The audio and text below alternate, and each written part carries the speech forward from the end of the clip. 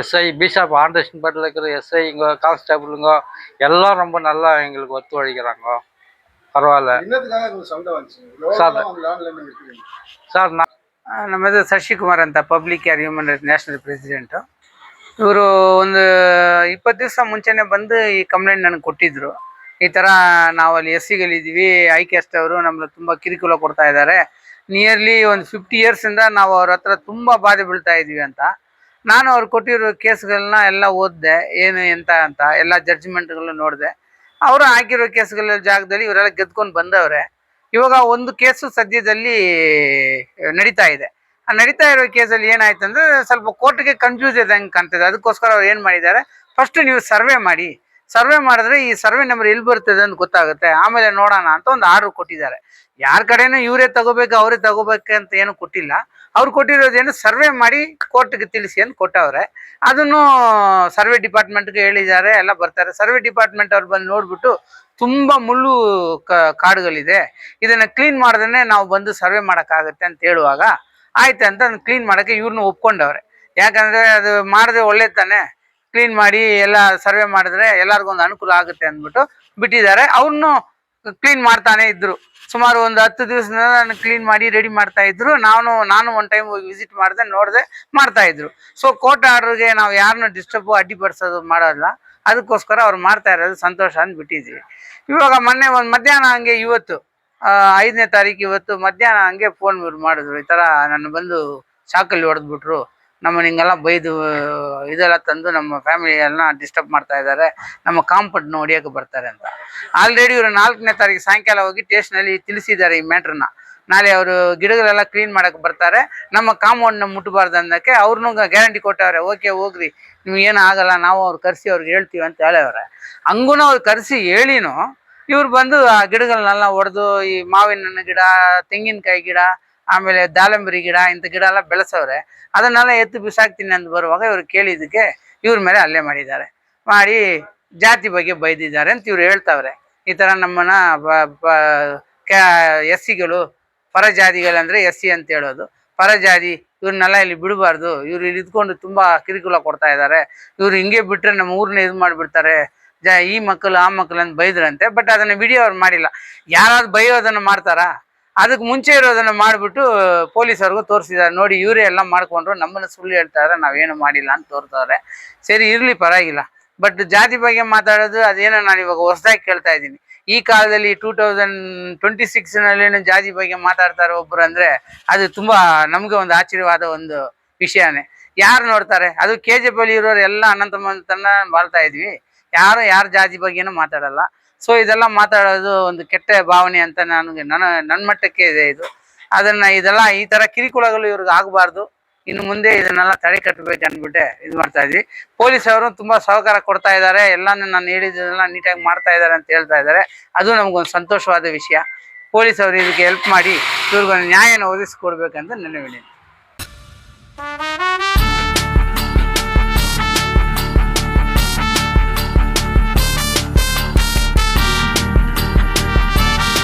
Sir, நான் ராஜேஷ் சூரள்ளி கிராமம் சேர்ந்தது ராஜேஷ் பகுதியில் இருக்கிறேன் சார். இப்போ வந்துட்டு குறைஞ்சது ஒரு 50 வருஷமாக எங்களை ரெட்டின்றவர் நம்மளுக்கு தொல்லை கொடுக்குறாரு.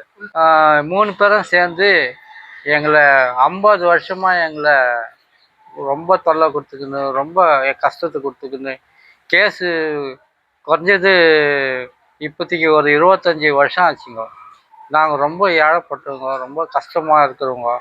எங்களை கோர்ட்டில் 3 ஏசி கோர்ட்டில் நாங்கள் கழித்தோம். அதே போல் வந்துட்டு கோலார் கோர்ட்டில் நம்ம கழித்தோம். திரும்பி பெங்களூர் கோர்ட்டுக்கு போட்டோம். பெங்களூர் கோர்ட்டில் நாங்கள் போனதுக்கு எங்களுக்கு சரியானபடி தீர்ப்பு வரல. அவன் பக்கம் சாதகமாக சர்வே பண்ணுன்னு சொல்லி ஆர்டர் ஆகிக்குது, வேறு ஒன்றும் ஆர்டர் ஆகல. சர்வேக்கு ஆர்டர் பண்ணி 34, 35 அளக்கணும்னு சொல்லி வந்துச்சு. சரின்ட்டு நாங்கள் என்ன பண்ணோம், அளக்கிறதுக்கு பர்மிஷனு கோர்ட்டே கொடுக்கும்போது நம்ம என்னத்துக்குன்னு சொல்லிட்டு நம்ம அளக்கட்டும் அப்படின்னு சொல்லும்போது, எங்கள் தோட்டத்தில் வந்து மாங்காய் செடி, தென்னஞ்செடி, இந்த காம்பவுண்டெல்லாம் இடிச்சிட்டு உள்ளே நுழையிறதுக்கு வரான். நாங்கள் போய் தடுத்து கேட்டதுக்கு அவங்க 3 பேரும் சேர்ந்து எங்களை அடித்து இது பண்ணிட்டாங்க. அதுவும் இல்லாமல் பறஜாதிங்களை விட்டாக்கா அவ்வளோதான். இந்த பறஜாதிங்கள்லாம் இருக்கிற இடத்துலலாம் இப்படி தான். பறஜாதிங்கெல்லாம் எங்கெங்கே இருக்கிறாங்களோ அவங்கெல்லாம் இந்த மாதிரி தான். இவங்களெல்லாம் வைக்கவே கூடாது, துண்டு துண்டாக வெட்டி போடணும் அப்படின்ட்டு சொல்லின்னுக்கிறானுங்க. நாங்கள் அந்த பறையன்னு சொன்னதுனால என்னால் தாங்க முடியாத நான் போய் கேட்டதுக்கு 3 பேர் சேர்ந்து எங்களை அடித்தோம். அப்புறம் எங்கள் வீட்டில் வர அவன் அவன் ஓடி ஓடியமாக திட்டுறதுக்கு ஆரம்பித்தானுங்க. அப்புறமேல்ட்டு எல்லாம் பேசிட்டு பிறகு அவனுங்க வீடியோ எடுத்துன்னு போய் போலீஸ் ஸ்டேஷனில் கொடுக்குறானுங்க. போலீஸ் ஸ்டேஷனில் கொடுக்குறது வந்து அவங்க அதை தான் நம்மளை காமிக்கிறாங்களே தவிர்த்து, இப்போ நாங்கள் சொன்னது வந்துட்டு சர்க்கிள் இன்ஸ்பெக்டர் ரொம்ப நல்ல ஒரு பழுத்தது. அவர் வந்து ஸ்டேட்மெண்ட் கொடுங்க, நாங்கள் பார்த்துக்குறோம் அப்படின்னு சொல்லிட்டு. எஸ்ஐ கூட ரொம்ப நல்ல ஒரு பழுத்தது. அவர் வந்துட்டு நாங்கள்லாம் இப்போ இருக்கிறோம் பார்க்குறோம் அப்படின்ட்டு தைரியம் கொடுக்கறதுனால நாங்கள் இந்த மாதிரி நாங்கள் பேட்டி கொடுக்குறோம் சார். எஸ்ஐ பிஷப் ஆண்டர்ஸ்பேட்டில் இருக்கிற எஸ்ஐங்க, கான்ஸ்டபிளுங்க எல்லாம் ரொம்ப நல்லா எங்களுக்கு ஒத்துழைக்கிறாங்க. பரவாயில்ல சார். சார் நாங்கள் 50 வருஷமாக இருக்கிறோம் சார் லேண்டில். அவங்க வந்து 2000 வாங்கிட்டு 2000 வாங்கினதுலேருந்து எங்களுக்கு தொல்லை கொடுத்துருக்குறான். அவன் இப்போ தான் வாங்கினது. அவங்க வந்து ஃபஸ்ட்டு வந்து 34 ரிஜிஸ்ட்ரேஷன் பண்ணிட்டான். அப்புறமா 35 பண்ணான்.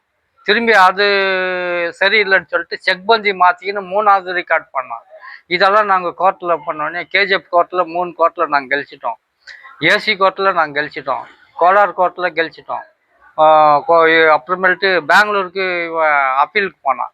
அப்பீலுக்கு போனதுனால அவங்க என்ன பண்ணாங்க, ஒன்றும் இது என்ன பண்ணணுன்னு தெரியாமல் சர்வே பண்ணு, டோட்டல் சர்வே பண்ணுன்னு சொல்லி ஆர்டர் பண்ணாங்க. அந்த ஆர்டர் வச்சுன்னு எங்களை ஓட்டுறதுக்காக, எங்களை காலி பண்ணுறதுக்காக இந்த மாதிரி தொல்லை கொடுத்துனுக்குறான் சார். போலீஸ் கம்ப்ளைண்ட் கொடுத்து தான் நாங்கள் இங்கே வந்தோம். விசாரணை பண்ணின்னுக்குறாங்க. அவன் மிலிட்ரியில் இருக்கிறான் அந்த பையன். அவன் மிலிட்ரியில் இருக்கிறவன் தான் கத்தி கிச்செல்லாம் எடுத்துன்னு வந்து இது பண்ணிட்டு அப்புறமேல்ட்டு இதெல்லாம் பண்ணிட்டு பிறகு வீடியோ எடுக்கிறான். அந்த வீடியோ தான் போலீஸ்கார்கிட்ட காமிக்கிறான். அந்த கத்தியில் அடிச்சு இதெல்லாம் காமிக்கல. உங்களுக்கு என்ன வேணும்? நியாயம் வேணும். எங்களுக்கு நியாயம் வேணும் சார். எங்களுக்கு உங்கள் மாதிரி ஆளுங்க எங்களுக்கு சப்போர்ட் பண்ணி நியாயம் வாங்கி கொடுத்தா தான் நாங்கள் நல்லா இருக்க முடியும், ஏழைப்பட்டவங்க. அதனால வந்துட்டு தயவுவிட்டு நாங்களுக்காக நாங்கள் பேட்டி கொடுக்குறோம். வந்தது அவ்வளோதான். இப்போ ஆண்டர்ஷன் போய்ட்டு போலீஸ்கார் வந்ததுனால தான் எங்களுக்கு சாதகமாக நல்ல மாதிரியாக பேச்சுவார்த்தை கொடுத்து உட்கார வச்சு பேசுகிறாங்க. உட்கார வச்சு பேசி நல்லா எங்களுக்கு நம்பிக்கை இருக்குது. போலீஸ் மேலே நம்பிக்கை, இப்போ இருக்கிற போலீஸ் மேலே நம்பிக்கை இருக்குது. ஆனால் முன்னே இருந்த போலீஸ் மேலே எங்களுக்கு நம்பிக்கை இல்லை.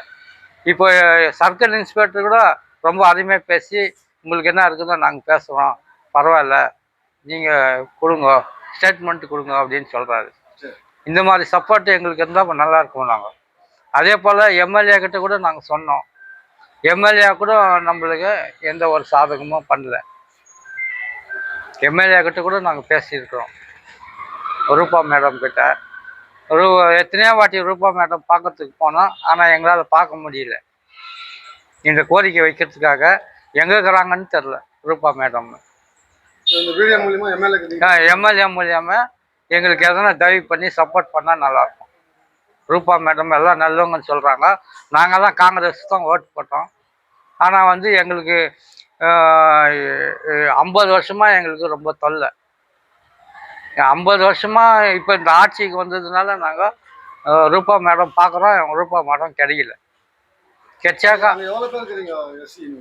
எஸ்சி அங்கே வந்துட்டு நாங்கள் அண்ணன் தம்பிங்க, அக்கா தங்கச்சிங்க எல்லாமே அங்கேயே இருக்கிறோம். 3 குடும்பம் எல்லாம் கூலி வேலை தான் செய்கிறோம். ஆப்போசிட் பார்ட்டி அவங்க ஒரு ஊரே இருக்கிறாங்க. ஒரு ஊரே கிராமத்தில் இருக்கிறாங்க. அவங்க கிராமத்துக்கு அதுக்கும் ஒரு 300 அடி டிஸ்டன்ஸ் இருக்கிறாங்க. அவங்க வந்தாங்கன்னா ஒரு ஊரே வராங்க. அப்படியே நாங்கள் வந்து 3 குடும்பம் தாங்கிறோம். 3 குடும்பம் எங்களால் சாதிக்க முடியல. நியாயம் வேணும் சார். நியாயம் எங்களுக்கு கிடைச்சாக்கா கோடி நமஸ்காரம் பண்ணுறோங்க.